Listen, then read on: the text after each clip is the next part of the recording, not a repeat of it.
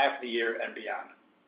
In July, we announced just over a 3% increase in our common stock dividend, payable August 14th, marking 2026 as our 37th consecutive year of annual dividend increases.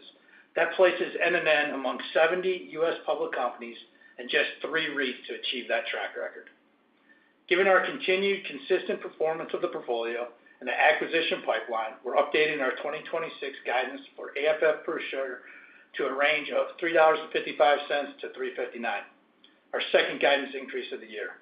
This reflects our discipline of long-standing multi-year strategy for consistent per share growth. As far as the portfolio performance, the 3,774 freestanding single-tenant properties continue to perform exceedingly well during the second quarter. Occupancy is up 50 basis points from the first quarter to 99.1, which is an increase of 110 basis points from last year. We see positive momentum across our tenant base, highlighted by 2 significant M&A transactions announced in mid-July involving tenants in the portfolio. Mavis Tire announced an agreement to acquire Pep Boys for approximately $700 million of cash, further strengthening its position as one of the nation's leading automotive service providers. Additionally, Big Brand Tire announced an agreement to acquire Bell Tire. The combination creates a network of more than 530 stores with over $1.5 billion in annual revenue. Acquisitions for the quarter, we invested just north of $290 million in 89 new properties at an initial cash cap rate of 7.3. More importantly, an average of lease duration of just shy of 18 years. The product mix is primarily auto service, discount retail, and early childhood education, with a median purchase price of $2.1 million and an average of 3.2. During the first half of 2026, we invested $430 million in 130 new properties at an initial cash cap rate of 7.4, average lease duration just over 18 years. Cap rates range have been fairly stable over the past 6 quarters, reflecting competitive investment environment. But looking ahead, we believe modest cap rate compression is possible during the second half of the year, supported by the composition of our active acquisition pipeline and the portfolios that are currently in the market today. Our investment approach remains unchanged. We continue to apply disciplined underwriting standards and focus on originating direct sale leaseback transactions with relationship tenants, where we can negotiate favorable economics and structure investments utilizing our landlord-friendly, long-term duration triple net lease. This strategy continues to provide the most attractive risk-adjusted opportunities that broadly marketed assets, including 1031-driven transactions. Given the visibility provided by our pipeline and our ongoing discussions with transaction partners, we are increasing the midpoint of our 2026 acquisition guidance to $750 million from $600 million. We expect most of the acquisition volume to be sourced through direct original sale leaseback transactions, reinforcing our emphasis on proprietary deal flow, disciplined capital deployment, and long-term value creation. As far as dispositions, during the quarter we sold 26 properties, including 19 vacant assets, generating approximately $37 million in proceeds for reinvestment. The income-producing assets were primarily non-core properties that were sold at cap rates approximately 170 basis points below our acquisition cap rate, demonstrating continued demand for well-located net lease assets. As we previously discussed, we expect to be more active on the disposition front throughout 2026 as we continue to optimize portfolio quality and enhance long-term shareholder value. While our strategy remains focused on acquiring durable, income-producing real estate, disciplined capital recycling is an important component of our investment process.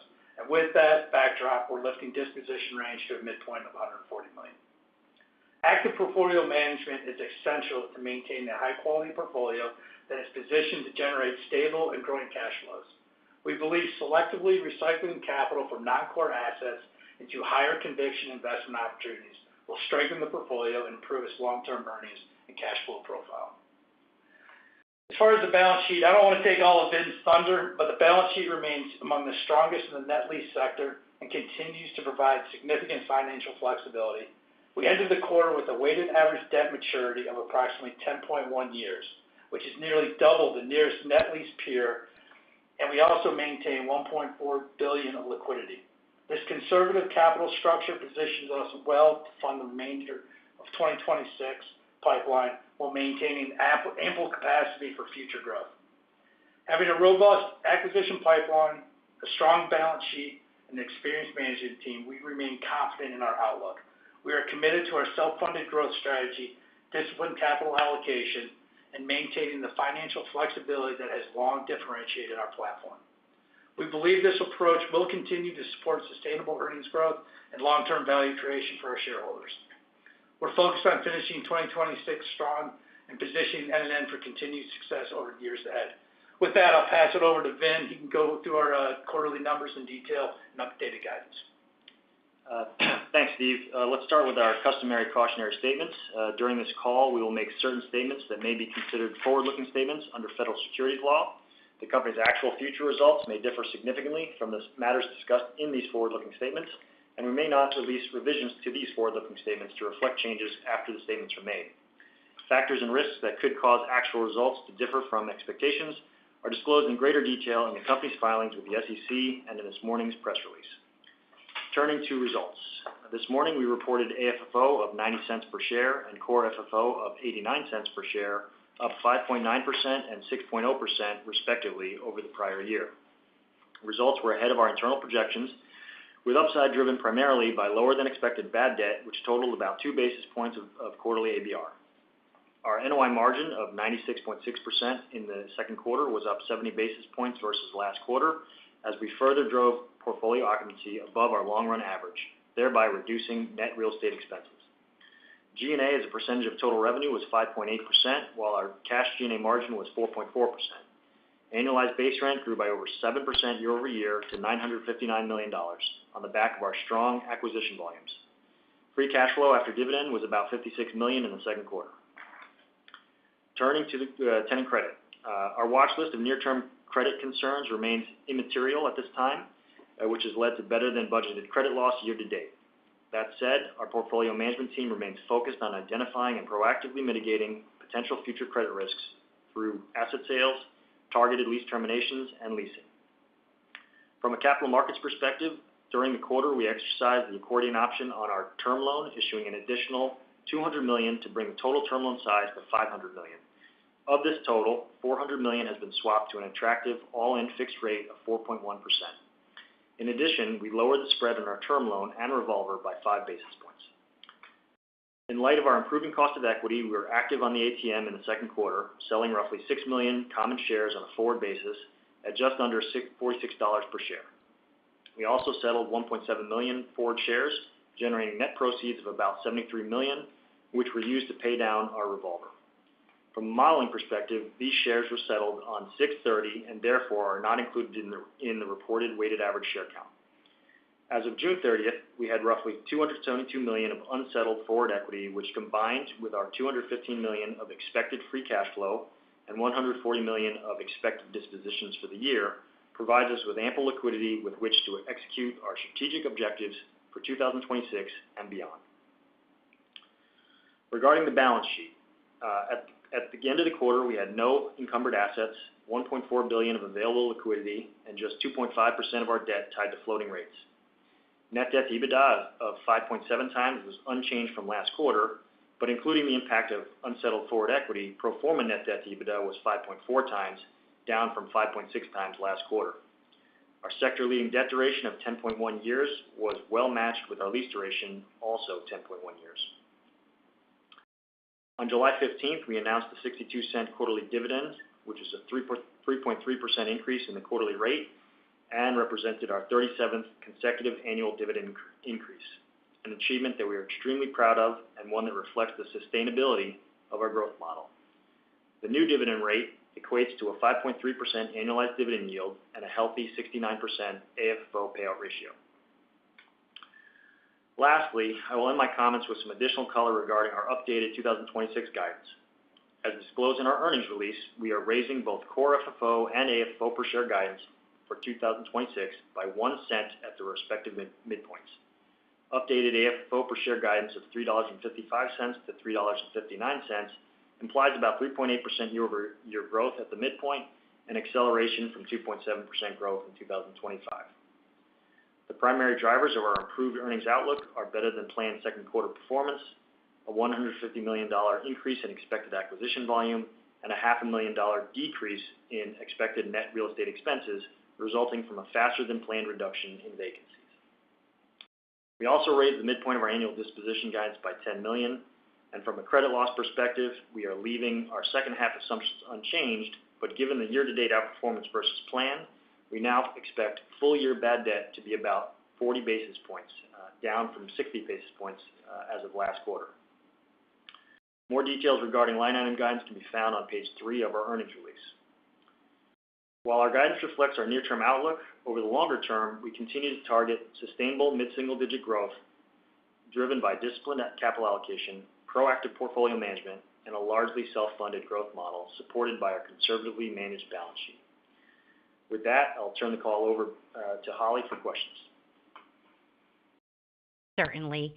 At this time, we will be conducting a question-and-answer session. If you would like to ask a question, please press star 1 on your telephone keypad. A confirmation tone will indicate your line is in the question queue. You may press star 2 if you would like to remove your question from the queue. For participants using speaker equipment, it may be necessary to pick up your handset before pressing the star keys. Once again, that is star 1 to ask a question. One moment, please, while we poll for questions. Your first question for today is from Ronald Kamdem with Morgan Stanley. Great. Maybe we could start with the acquisitions. Obviously, the guide raise in the quarter. If you could talk a little bit about just what kind of activity that you're seeing. We did see sort of cap rates, I think down 20 basis points from the cap rates in the first quarter. So we'd love to hear what you're seeing on the trends and competition as well, as in addition to the volumes. Thanks. Yeah, I mean, just us lifting the acquisition volume from the original guide, shows there's plenty of activity out there for us. We're seeing a lot of opportunities. The summertime things slowed down a little bit, but going into the summer and had a great second quarter because we were able to stack the pipeline. And then the remainder of the year, we have a good pipeline. There's a fair amount of activity. Hopefully we can end up on the higher side of our guidance, but we don't want to count our chickens until they're hatched. But robust pipeline, and there's a few portfolios out in the market currently that we could have a good second half of the year. As far as competition, it's the usual suspects. It's the other public REITs. We're not running into much of the private money out there. That could change the second half of the year, but competition's always robust in the net lease sector. I'm not seeing it go up or down the remainder of the year. That being said, knowing what's in my pipeline, that's why we're kind of speculating that there'll be a little cap rate compression the second half of the year. Got it. That's helpful. And I think my second question is just on the portfolio health and sort of asset management. Seems like the bad debt has been trending, well below your expectations or even historical this year. So at this sort of juncture, what other sort of industries, what are you guys sort of watching out for? And is it fair to say at 99+% occupancy, this is the best shape the portfolio has been in? Thanks. I'm going to let Steve handle that historical perspective because he has more of it than I do. But from my perspective, yes, it's the best shape that the portfolio has been since I've been here. But as far as watch list tenants, as I mentioned on my prepared remarks, we don't really have any material tenants that are on the watch list, from a near-term perspective. We do talk about some tenants that have historically had some have been on the watch list for a long time, like AMC.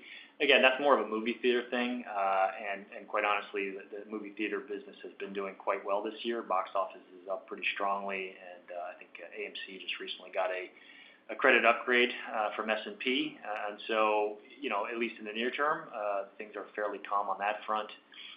From a line of trade perspective, there's really we've never really had specific focus on lines of trade, movie theater being maybe one exception, but overall, it's more idiosyncratic in terms of how we think about the watch list as opposed to specific lines of trade. Because again, as I often say, there's winners and losers in every line of trade. Yeah, as far as the portfolio health historically, our portfolio is in great shape. Currently, given the size of the portfolio, we do deal with retailers, so retailers do come and go throughout the years. but that's why we focus really hard on the asset level financial performance and real estate quality.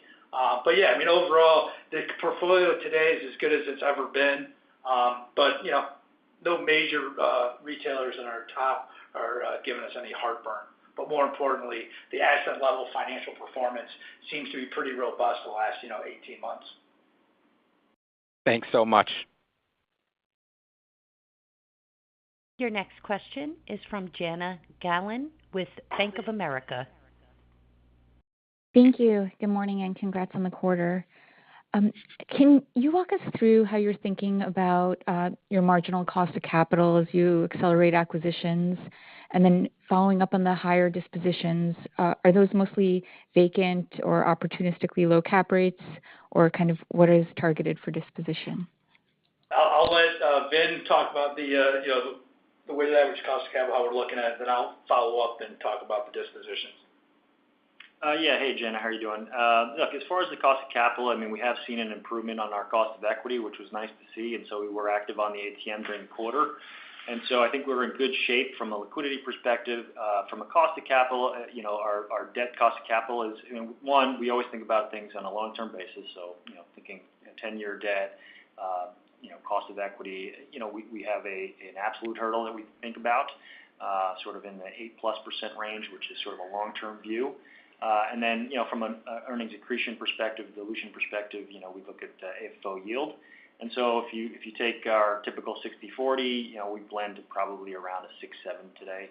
So that's plus or minus. As far as the dispositions, yeah, the majority of the dispositions this past quarter were the vacant assets. 19 of them were vacant. However, the income-producing ones was from active portfolio management, discussing with the retailer that they weren't, stellar performers, and that the retailer was probably going to not renew the lease. That being said, the 5.6 cap rate that we sold, that was a pretty tight bandwidth. But the portfolio is stronger, and it was primarily, restaurants were, more than 50% of the income producing, and the remainder was primarily convenience stores. Thank you. Your next question for today is from Brad Heffern with RBC Capital Markets. Hey, everybody. Thanks for the questions. Just following up on AMC, the yields on the debt have improved a lot. As you said, it was upgraded by S&P. Do you see theaters trade at all right now, and might there be an opportunity to reduce exposure there, just given, it seems like the credit profile's improved? Yeah, we sold, if you recall, we sold one actually in the first quarter. So we're always looking to reduce our exposure on the movie theaters that aren't performing as well, that haven't rebounded completely to pre-COVID numbers. We're not seeing them personally, many of them on the market. But yeah, we are always going through every industry, not just movie theaters, and looking at our exposure and the real estate risk associated with those certain tenants. But yes, I'm looking actively to reduce our movie theater exposure as we move forward. Okay, got it. And then Vin, on the guidance, the FFO guidance, all the underlying assumptions look like they moved in a positive direction, from acquisition volumes to, taxes to, everything. So what was the offset that kept the high end of the guidance from increasing along with the low end? The reality is, Brad, we felt like given where we are in the year, we wanted to narrow the range, but we did feel a 1 penny increase at the midpoint was appropriate, and so that's just kind of how the numbers shook out. But there's nothing really preventing the high end from going up per se, specifically. Okay, thanks. Your next question is from Smedes Rose with Citi. Hi, thanks. You mentioned M&A activity that took place across the quarter. And I was just wondering, when you've seen this in the past, do you have any sort of concerns around potential closings, just as maybe, competing stores overlap? And just sort of on that, there was some headline news, earlier in the year around 7-Eleven looking to close some stores and leaning into a slightly different format. I'm just wondering if you've heard anything relative to your portfolio on that front. No, as far as 7-Eleven, in 2025, we did a full, a big renegotiation with 7-Eleven that renewed a lot of their leases, basically all of them at the end of the day. 7-Eleven's moving into, quote, the larger format store, but our 7-Elevens are very low cost basis. We're kind of more of that $3-4 million range in the 7-Elevens. And now they're building $10 million. I don't want to own a $10 million 7-Eleven. I want to maintain that $3 to $5 million range. So I'm not concerned on our 7-Eleven portfolio. As far as M&A, we have long-term leases with it, so they can close them, but they got to pay us rent, and then we'll manage the portfolio as we move forward throughout the length of the lease.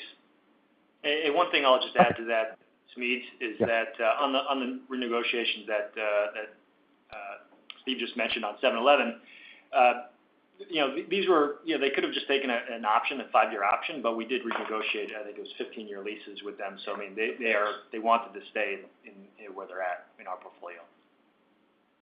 Very good. Okay, thank you. Appreciate it. Your next question is from Michael Goldsmith with UBS. Good morning. Thanks a lot for taking my question. Just on the dispositions, I know you touched on a little bit on some were vacant, some was active portfolio management. Can you talk a little bit about, more specifically what restaurants you were selling, and then also, are there more dispositions to be coming in the future quarters? Yeah, good question. As far as the dispositions, we lifted our midpoint a little bit, signaling that we're going to have more dispositions. And I got back in the first quarter call, I said 2026 would be elevated. As far as the restaurants we disposed, off the top of my head, one Ruby Tuesdays we disposed of, and a Bob Evans in particular, that were just lower performing assets, and the management team contacted our portfolio manager and decided to work a deal out. And those things were in the high fives that sold. So it was a good deal for the tenant and a good deal for us. Thanks, Vin. And as a follow-up, it looks like you increased your exposure to early childhood education. That's a category that some of the other triple net REITs have played in. So can you give a little bit more color on those acquisitions, maybe the opportunity set that you're seeing, and then any sort of, has there been any cap rate compression in that space specifically? Thanks. As far as the last 15 years, we've seen our fair share of volume opportunities in the early childhood segment.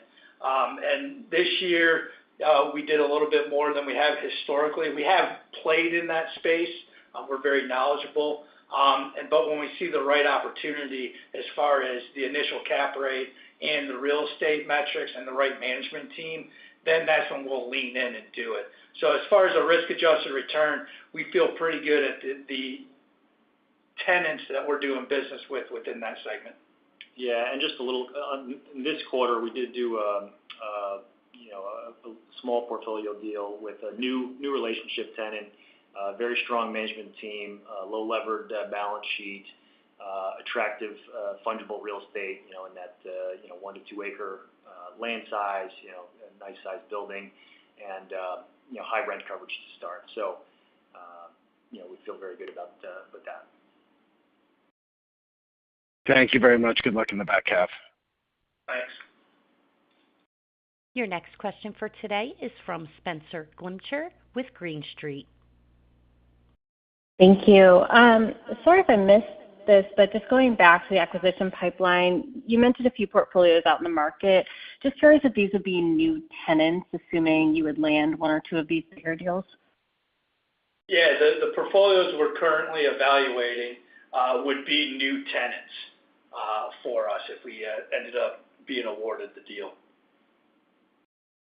Okay, great. And then just on the relationship-driven deals, which of your tenant segments are looking to grow the most aggressively right now? Is it still largely in the auto space, or is there any update there? Yeah, it's primarily the auto space. Convenience stores, we're seeing some opportunities. Where we're not seeing opportunities currently for NNN is the limited service restaurants. We're not seeing much M&A or growth in that sector. And of course, movie theaters, we're not seeing any growth either. But yeah, really just kind of the auto service and convenience stores seem to be, and then also, the early childhood education seems to be where a lot of the opportunities lie currently. Okay, great. Thanks. That's all for me. Your next question is from Rob Stevenson with Huntington. Good morning. Vin, back to the sort of guidance question. Any other major levers other than transaction volume that pushes you to the bottom of the range versus the top of the range at this point of the year? I mean, the biggest drivers. Hey, Rob, how you doing? Welcome back. The biggest drivers really are kind of always the same. I mean, bad debt is a big swing factor, and so things are pretty calm right now. But if that ticked higher, that could move us a little lower. Although I think we have a pretty healthy cushion in our back half assumptions.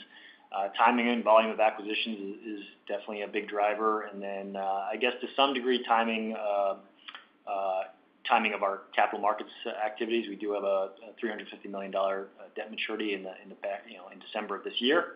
And so, how we deal with that and timing of when we deal with that could influence the numbers a bit. What's the best source of debt for you today, and where's pricing if you wanted to do something to fix that? Yeah, look, I think we look at all opportunities, and we're evaluating a lot of different options, and we do have plenty of liquidity to deal with it on the line of credit. We have the $272 million of forward equity that we could draw down on. But in all likelihood, we are thinking about some kind of a debt offering later in the year.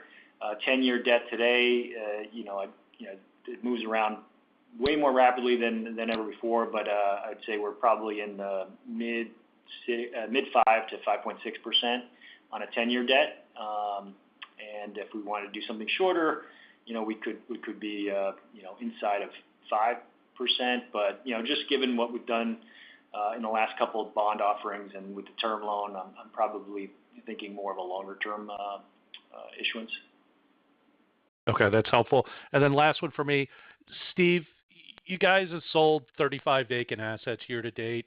In terms of what's still vacant in the portfolio, is the majority of that likely to be sales going forward, or is there a significant re-tenanting operation that's happening and that'll start to, modestly impact earnings going forward? How should we be thinking about the remaining vacancy in the portfolio and how you guys are sort of addressing that in the near term? Yeah, good question. Yeah, we for the most part have gone through what the vacant assets that we want to sell.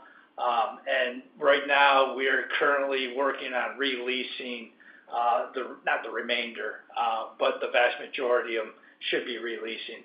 And it varies the stage with, some might come online in the fourth quarter, some might come online in the third quarter next year, because it takes a while for the permitting and negotiations to get them released. But yeah, for the most part, I think our vacant asset sales will be limited moving forward.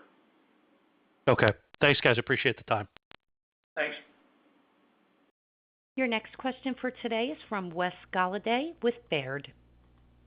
Hey, good morning, everyone. I just want to go back to the comment about cap rate compression. Is that primarily due to mix or competition?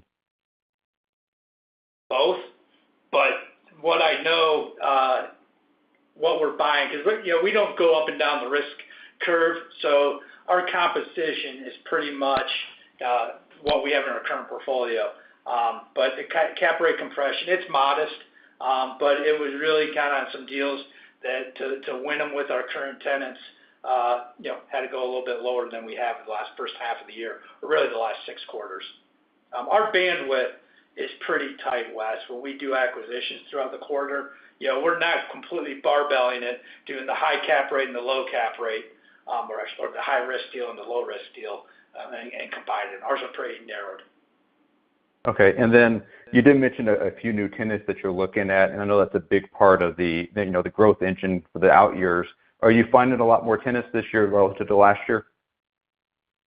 I don't know if it's a lot more, but exactly right. It's for the out years. One of the mandates we give our acquisition team is, go find a half a dozen new tenants going forward because, case in point, the M&A activity that happened, big brands buying Bell Tire. Bell Tire, we did a fair amount of deals with over the years. It's always that kind of that $15-20 million range. Well, that's going to dry up, so the new relationships for the out years have to backfill it. So that is a conscious effort that our guys and gals are always looking at. Okay, and just one last one, I apologize for this, but when a company is acquired, is there any chance you can retain the relationship, or they just typically go find another source going forward? Yeah, we do everything we can to maintain that relationship. Usually the target gives good words for NNN that we've done business with, but a lot of times the acquirer, the consolidator, has a cheaper form of capital than NNN is willing to provide them, so they do business elsewhere, or they bring in their own relationships, and we do everything we can to break it. All right. Thanks for the time. Your next question is from Amateo Sanya with Deutsche Bank. Yes, good morning, everyone. Congrats on the quarter and the solid outlook. Wanted to focus a little bit more on the dispositions and the guidance raise on that front. Obviously, you're getting great cap rates on this stuff, well inside where you're acquiring assets, and clearly a win for you. But I'm still trying to understand how that pricing is coming about and why the buyer is kind of comfortable paying those prices, especially when you were talking about, again, some of these assets being underperformers, some of them being non-strategic. Just trying to understand how that pipeline is existing against that kind of backdrop. Yeah, no, good question. I mean, we have 3,700 assets, so we have a lot of great real estate.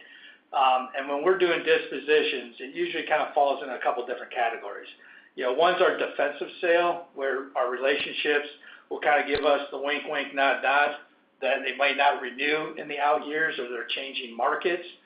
So they give us plenty of opportunity where there's lease term where we can maximize the proceeds for that asset. Secondly, there's sometimes there's individuals that like the real estate a lot more than we do, or they have other opportunities that we don't know or can't do. So they overpay for the asset. And then also in that is the 1031 buyer that will always overpay NNN for an asset opposed to paying taxes to the government. So they do the 1031 exchange. So we're willing to part ways, and that's where we're getting a lot of our low cap rates. And then the other piece is, within dispositions, is the vacant assets, which obviously your recovery rate's a little bit lower, but we've had a good recovery rate recently because of the inflation. And we've been around in business for a long time, that the cost basis is fairly low in a lot of those assets. So we've had decent recovery rates that way. That's helpful. And then for the increase in the acquisition guidance, could you kind of help us in regards to back half of 26 and kind of weighted average when, you kind of think some of those deals could happen, just to help us for modeling purposes? Hey, Teo, how are you doing? In terms of our guidance for back half, I mean, we typically take a pretty conservative approach. So, when we're dealing with deals that we are on the, our live deals, we have decent visibility over the next 90 days. We can kind of plan those out. Beyond that, we tend to be a little bit more conservative on more speculative deal activity. So we push those out usually towards the tail end of the quarters. But I'd say there's nothing really, overly skewing, the average for the back half. I mean, I think, mid-quarter or mid-half convention for the back half is fair to start. Great. All right. We look forward to you guys raising the high end of guidance and getting the stock back to $50. Us too. As a reminder, if you would like to ask a question, please press star 1. Your next question is from John Massocca with B. Riley. Good morning. Kind of a blue sky one, given we're kind of in the back half of the call here. how are you kind of thinking about leverage, given it's not just unique to NNN, but you're kind of in an environment where your cost of equity capital has become a little bit decoupled from your cost of debt capital. So, like, does that create an opportunity to maybe, lean more on that equity capital rather than going to the debt markets, especially given you have kind of a successive series of maturities here over the next couple of years? Just kind of curious your philosophy on that, given maybe where we are in the interest rate cycle and as I said, kind of the decoupling of not just you, but kind of a lot of REIT equity valuations from interest rates. Yeah, I mean, I think that the way we think about it is just we look at our overall leverage and we try to balance that. We are shooting for something plus or minus 5.5 times is where we're shooting for, and we're comfortable going a little bit higher than that for a temporary period of time. But generally speaking, we try to manage right around 5.5, and so that's going to kind of dictate the mix between equity and debt more so than the cost of equity and debt. But because we can do things on a forward basis, that gives us a really powerful tool to be able to issue equity, when the price is right, and decide when to draw it down as we need to manage the overall leverage level. I don't know that we just sit here and say, well, the cost of equity is much better. I mean, to some degree, depending on how high the cost of equity or how much it improves, we could use that to delever, but we're at roughly 13.8 times multiple. It's improved, it's great, but we think it can be a lot better. Okay, and then splitting hairs a little bit, but any thoughts on kind of swapping out the remainder of the term loan? What would kind of drive you to do that? What kind of, made it attractive to leave it floating for a period of time? I know we're talking about a very small percentage of the overall debt stack, but maybe kind of also within that, what's your kind of view on a little bit more floating rate debt in the debt stack going forward? Yeah, I mean, we have $100 million out of $500, so whatever we do on that last piece isn't going to really move the needle on the total for the full 500. So I think our decision to leave the last $100 million floating was more driven by the fact that there's been so much volatility around rates, just given a lot of the macro and geopolitical news that's been out there, and so we're just waiting for things to settle down a bit before we lock in that last piece. And I think the same goes for how we're thinking about a potential offering in the back half of the year on the debt side.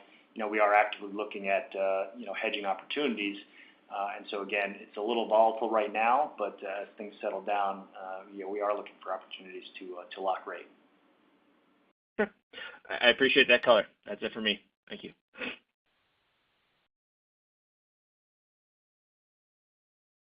We have reached the end of the question and answer session, and I will now turn the call over to Steve for closing remarks.